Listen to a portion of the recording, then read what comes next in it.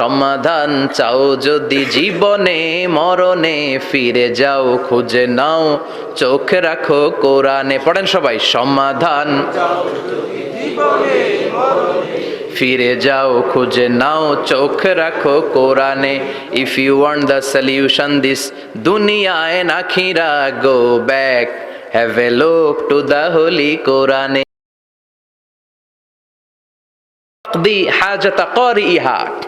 যে সূরা তেলাওয়াত করে ওই তেলাওয়াতকারীর যে হাজত আছে, প্রয়োজন আছে, এই সূরার বরকতে আল্লাহ তার প্রয়োজন পূরণ করে দেয়। আমাদের জীবনে প্রয়োজন আছে না নাই? কার কাছে চাইবো? বিপদে পড়লে কারে বলবো? আমরা বিপদে পড়লে প্রথমে শেয়ার দেই ফেসবুকে। কোথায় শেয়ার? আগে শেয়ার দিব কার কাছে? মনে থাকবে? বিপদে পড়লে ফেসবুকে শেয়ার দিব না, বন্ধুরে শেয়ার করব না, বউয়ের কাছেও পরে শেয়ার করব, আগে শেয়ার করব কার কাছে? মনে থাকবে? এজন্য বিশ্বনবী বলতেন এই সূরার নাম সূরাতুল কাদিয়া, মানুষের হাজত পূরণ করে দেয়। এই সূরা তেলাওয়াত করে যদি আপনি আল্লাহর কাছে কোনো বিপদ থেকে পানা চান অথবা কোনো প্রয়োজন নিয়ে দোয়া করেন, সূরার বরকতে প্রয়োজনটা পূর্ণ করে দেয় কে? কেউ যেটা পারে না পারে কে? কেউ যেটা দেয় না দেয় কে?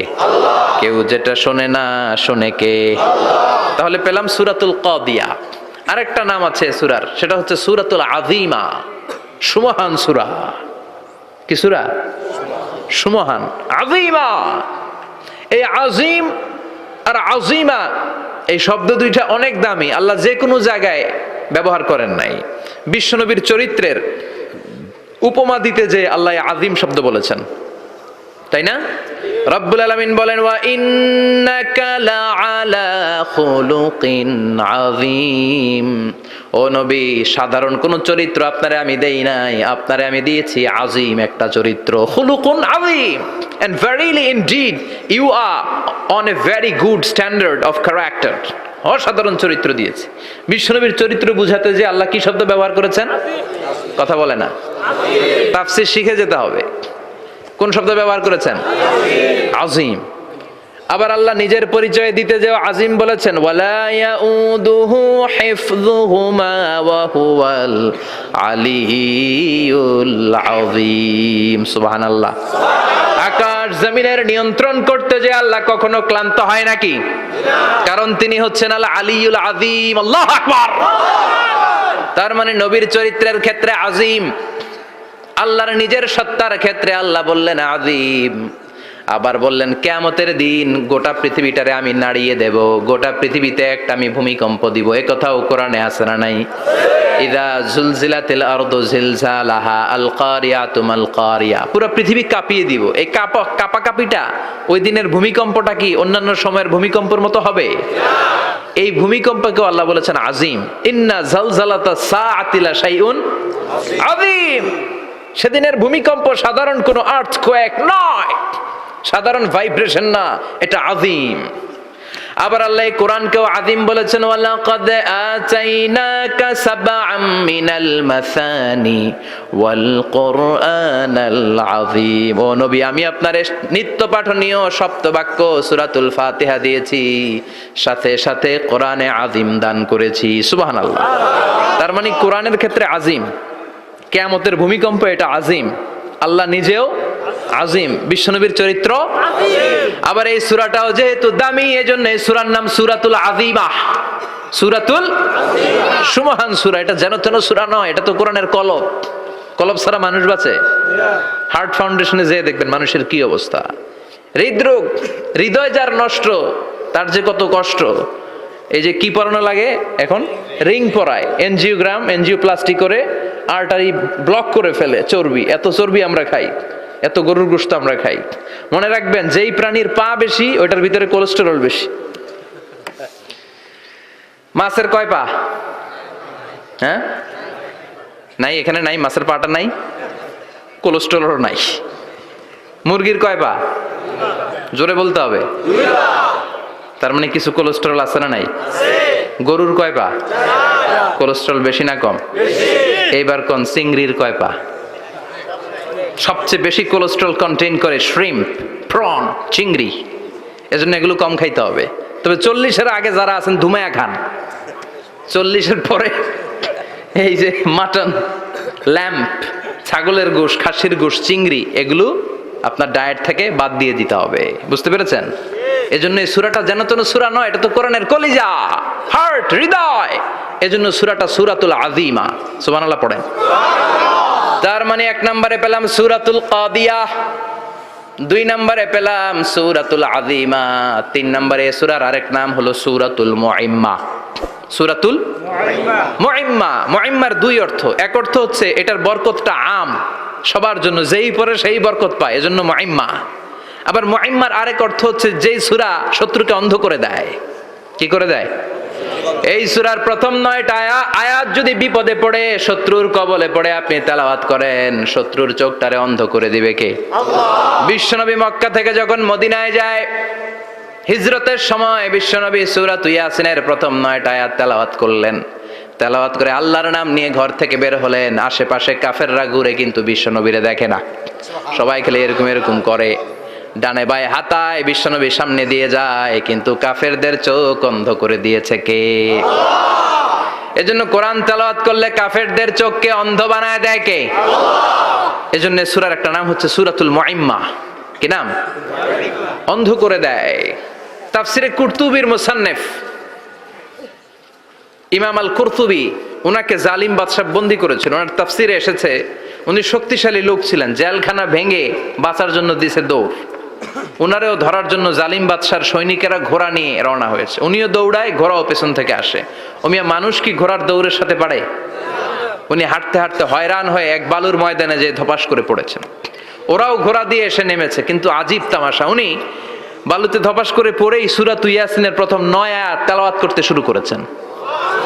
ওরা নিচে নেমে ডানে বায়ে সামনে পিছনে খালি খুঁজে, কিন্তু দেখে না, সামনেই কিন্তু বসা। ওদের চোখটার অন্ধ করে দিছে কে? আল্লাহ।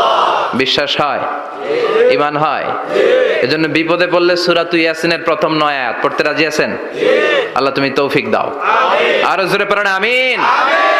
এজন্য আল্লাহ চমৎকার ভাবে এই সূরাটা শুরু করে দিলেন। 2টা কাটা অক্ষর দিয়ে আল্লাহ বললেন ইয়াসিন ওয়াল কুরআনিল হাকীম ইন্নাকা লামিনাল মুরসালিন আলা সিরাতিম মুস্তাকিম। পড়েন সুবহানাল্লাহ। ইয়াসিন। সূরাটা শুরু করলেন কি দিয়ে? ইয়াসিন। এটা কি কোনো বাক্য? এটা কি কোনো শব্দ? এটা কি? অক্ষর। 2টা প্রথম অক্ষরের নাম, দ্বিতীয়টা আওয়াজ করে বলেন, প্রথম অক্ষরটার নাম, দ্বিতীয়টা। খুব চমৎকার না? বাক্য দিয়ে এই সূরাটা শুরু করে নাই। যেমন ইযা জুলজিলাতিল আরদু জিলজালাহা, এই সূরার প্রথম আয়াত, এটা একটা বাক্য না? জি। আচ্ছা। ওয়াদ-দুহা ওয়াল-লাইলি ইযা সাজা, বাক্য না? জি। কিন্তু ইয়াসিন, এটা কি কোনো বাক্য? না। এটা কি কোনো শব্দ? না, এটা কাটা 2টা অক্ষর। সুবহানাল্লাহ পড়েন। সুবহানাল্লাহ। আল্লাহ 114টা সূরার প্রায় 29টা সূরা এরকম কাটা কাটা অক্ষর দিয়ে শুরু করেছেন। সুবহানাল্লাহ নাই? সুবহানাল্লাহ। এই 29টা সূরা কখনো আল্লাহ একটা অক্ষর দিয়ে শুরু করেছেন, কখনো 2টা অক্ষর দিয়ে, কখনো 3টা দিয়ে, কখনো 4টা দিয়ে, কখনো 5টা দিয়ে। একটা অক্ষর দিয়ে আল্লাহ কোরআনের সূরা শুরু করেছেন। এরকম একটা সূরা বলেন। নুন ওয়াল কলামি ওয়া মা ইয়াসতুরুন। নুন, নুন দিয়ে সূরা শুরু হয়ে গেছে। তারপরে কফ, এক অক্ষর দিয়ে সূরা শুরু হয়ে গেছে। সুবহানাল্লাহ পড়েন। সুবহানাল্লাহ। এবার বলেন 2 অক্ষর দিয়ে সূরা শুরু হয়েছে এরকম সূরা বলেন। আমিন। এত দূরে যান কেন? এটা আছে না নাই? ইয়াসিন। সুবহানাল্লাহ পড়েন। ইয়াসিন 2 অক্ষর দিয়ে। তারপরে হামিম। এবার 3 অক্ষর দিয়ে আল্লাহ সূরা শুরু করছেন এরকম। আলিফ লাম মিম তাসিন মিম। আল্লাহু আকবার। আবার 4টা অক্ষর দিয়ে সূরা শুরু হয়েছে এরকম আছে না নাই? হাফেজ সাহেব কোন? আলিফ লাম মিম র, আলিফ লাম মিম সদ আছে না নাই? আবার 5টা কাটা অক্ষর দিয়ে সূরা শুরু হয়েছে এরকম সূরাও আছে না নাই? সূরা মারিয়ামের শুরুতে কি আছে? কাফ হা ইয়া আইন সদ। সুবহানাল্লাহ পড়েন। এরকম প্রায় 29টা সূরা আল্লাহ কাটা কাটা অক্ষর দিয়ে শুরু করেছেন, কোনো বাক্য দিয়ে নয়, কোনো শব্দ দিয়ে নয়। কি দিয়ে? হারফ দিয়ে। হারফ। এই হারফগুলোরে বলে হুরুফ আত-তাহাজ্জি। বা হুরুফ আল মুকাত্তাআত, কাটা কাটা অক্ষর। মনে রাখবেন কোরআনের আয়াতগুলো দুই ভাগে বিভক্ত, একটা মুহকাম, একটা মুতাশাবিহ। মুহকাম মানে যেগুলোর অর্থ আমরা জানি, যেগুলোর ব্যাখ্যা আমরা জানি, যেটার ইন্টারপ্রিটেশন, এক্সপ্লেনেশন আমাদের জানা আছে। আর মুতাশাবিহ আমরা অর্থ জানি না, আমরা ব্যাখ্যা জানি না, এটা দিয়ে আসলে কি বুঝাইছে আমরা কেউ জানে না। জানে একজন, চিল্লায় বলেন তিনি কে? আল্লাহ বললেন ওয়া ইন কুনতুম ফি রাইবিম মিম্মা নাযালনা আলা আবদিনা ফাআতু বিসূরাতিম মিন মিসলিহি ওয়াদউ শুহাদাআকুম মিন দুনিল্লাহি ইন কুনতুম সাদিকিন। আল্লাহ বললেন ও জাহেলি যুগের লোকেরা, শোনো শোনো, এত আরবি কবিতা বানাতে পারো, এত গল্প লিখতে পারো, আরবিতে এত নোবেল বানাতে পারো, উপন্যাস বানাতে পারো, আর্টিকেল লিখতে পারো, আমার নবীর উপর যে কোরআন আমি নাজিল করেছি এই কোরআনের ব্যাপারে অন্তরে যদি কোনো সন্দেহ থাকে, বাপের বেটা হলে পারলে কোরআনের মতো একটা সূরা বানিয়ে নিয়ে আসো। পারছে? কিয়ামত পর্যন্ত কেউ পারবে? বিশ্বনবী যেই জামানাতে এসেছিলেন ওই জামানায় আরবি ভাষা সাহিত্যের উৎকর্ষতা সাধিত হয়েছিল। আরবি ভাষার এতটা উৎকর্ষ পৃথিবী কখনো দেখে নাই। কবিতা, গদ্য, পদ্য, গল্প, উপন্যাস, রচনা, প্রবন্ধ, আর্টিকেলের সয়লাভ। এই ভাষা সাহিত্যিকদের চোখে আঙ্গুল দিয়ে আল্লাহ বুঝাতে চাইলেন, এত অর্থ করতে পারো, এত ব্যাখ্যা জানো, এত বড় বড় বুলিয়া ওড়াও, এত কিছু তুমি জানো, তাহলে বলো ইয়াসিন অর্থ কি? সুবহানাল্লাহ কইবেন না? তাইলে বল নুন অর্থ কি? কফ মানে কি? আলিফ লাম রা মানে কি? ফাবুহিতাল্লাযী কাফার। কেউ জানে না, কেউ উত্তর দিতে পারে না। কোন সুবহানাল্লাহ। এটা কোরআনের মুজিজা, এটার অর্থ কেউ জানে না। আর এগুলোর অর্থ নিয়ে খোঁচাখুচি করা, মুফাসসিরিন ইকরাম এগুলোর কিছু অর্থ সম্ভাব্য বলার চেষ্টা করেছেন। যেমন ইয়াসিনের অর্থ ইবনে আব্বাস বলেছেন এর অর্থ হতে পারে ইয়া ইনসান, হে মানুষ। সুবহানাল্লাহ পড়েন। কেউ কেউ বলেছে এটার অর্থ হতে পারে ইয়া সাইয়্যিদ আল মুরসালিন। কেউ কেউ বলেছেন ইয়াসিন হতে পারে ইসমুল্লাহ, আল্লাহর নাম। কেউ বলেছেন এটা হতে পারে ইসমুন লিন নবী, বিশ্ব নবীর নাম। আবার কেউ কেউ বলেছেন ইয়াসিন হতে পারে এই কোরআনে কারিমের একটা নাম। কোন সুবহানাল্লাহ।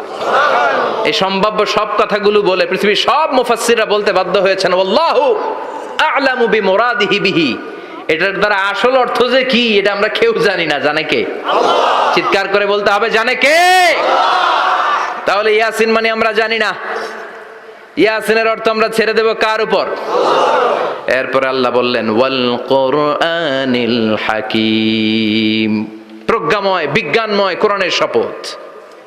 ওয়াল কুরআনিল হাকীম, বিজ্ঞানময় প্রজ্ঞাময় কোরআনের শপথ বা কসম। ওয়াল কুরআনিল হাকীম, যে ওয়া, এই ওয়াটারে আরবিতে বলে ওয়া আল কাসামিয়া। কি বলে?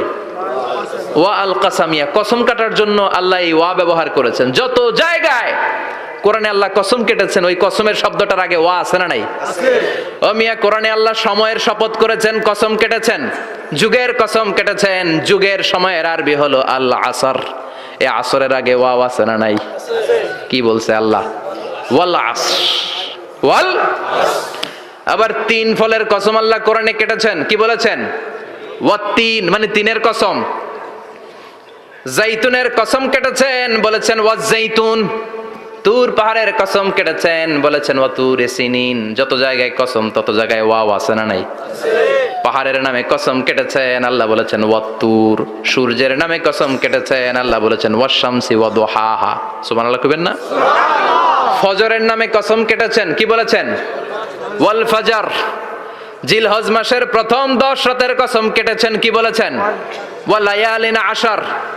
জোর আর বেজরের কসম কেটেছেন, আল্লাহ বলেছেন ওয়াশ-শাফঈ ওয়াল ওয়াতর। সূরা ইয়াসিনে কাটা কাটা দুইটা অক্ষরের পরে রব্বুল আলামিন কোরআনের কসম কেটেছেন। এজন্য আল্লাহ বলেছেন ইয়াসিন ওয়াল কুরআনিল হাকীম।